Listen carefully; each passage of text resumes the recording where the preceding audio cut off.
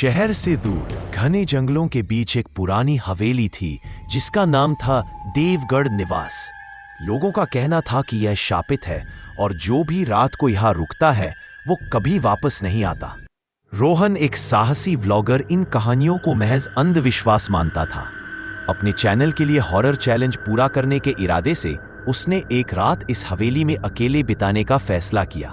अंधेरी रात थी। अमावस्या का चांद बादलों के पीछे छिपा था।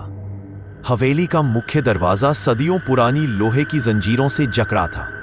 रोहन ने ताला तोड़ा और टॉर्च की रोशनी में अंदर कदम रखा। अंदर की हवा में एक अजीब सी नमी और सड़ी हुई लकड़ियों की गंध थी। हॉल में धूल की मोटी परत जमी थी और टूटी हुई सीढ़ियां ऊपर की मंजिल की तरफ जा रही थी। रोहन ने अपना कैमरा ऑन किया और व्लॉगिंग शुरू कर दी। जैसे ही रोहन ने पहले कमरे में प्रवेश किया, उसे लगा जैसे कोई उसके पीछे से गुजरा हो। उसने पलटकर देखा, पर सिवाय अंधेरे के और कुछ नहीं था। वह थोड़ा घबराया, पर हिम्मत नहीं हारी। तभी ऊपर की मंजिल से थक थक थक की आवाजें आने लगी, जैसे कोई भारी चीज घसीटी जा रही हो। रोहन धीरे धीरे सीढ़ियां चढ़ने लगा। ऊपर पहुंचते ही उसे एक बंद कमरे के नीचे से हल्की सी रोशनी आती दिखाई दी। उसने दरवाजा खोला। कमरा खाली था, बस बीच में एक पुराना जर्जर झूला पड़ा था जो हवा ना होने पर भी धीरे धीरे हिल रहा था। रोहन ने अपने व्लॉग में फुसफुसाते हुए कहा, यह सिर्फ हवा नहीं हो सकती। अचानक कमरे की खिड़कियां जोर से बंद हो गई और हवा का तापमान तेजी से गिर गया। रोहन को लगा जैसे किसी अदृश्य हाथ ने उसे पकड़ लिया हो। उसके गले से चीख निकल गई, पर आवाज बाहर नहीं आई। उसने पीछे मुड़कर देखा। हवा में एक धुंधली सी आकृति तैर रही थी, एक लड़की जिसकी आंखें काली गड्ढों जैसी थी।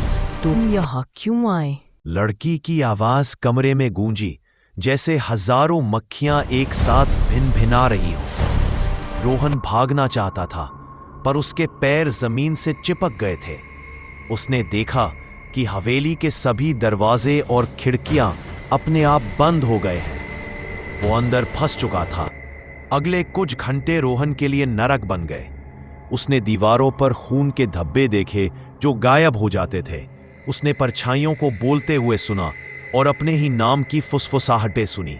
अगली सुबह जब सूरज की पहली किरणें हवेली के दरवाजों से झांकी, तो हवेली का जादू टूट गया। दरवाजे अपने आप खुल गए। गांव वालों ने रोहन को बाहर जमीन पर बेहोश पाया। उसके हाथ में उसका कैमरा था जिसकी बैटरी खत्म हो चुकी थी। जब वो होश में आया तो उसने बताया कि उसने क्या देखा। किसी ने उस पर विश्वास नहीं किया सिवाय एक बूढ़े पुजारी के। पुजारी ने बताया, वह हवेली एक अधूरे इंतकाम की जगह है। जिसने भी उस लड़की को परेशान किया, वह उसे कभी जाने नहीं देती। रोहन ने वह व्लॉग कभी अपलोड नहीं किया। उसने उस रात जो फुटेज रिकॉर्ड किया था, उसमें सिर्फ जोरदार शोर, रोने की आवाजें और अंत में रोहन की एक चीख थी, जिसके बाद अंधेरा छा गया। रोहन अब भी जिंदा है, पर उसकी आंखों में देवगढ़ निवास का डर हमेशा के लिए बस गया है। वह उस रात के बाद फिर कभी उस हवेली के पास नहीं गया।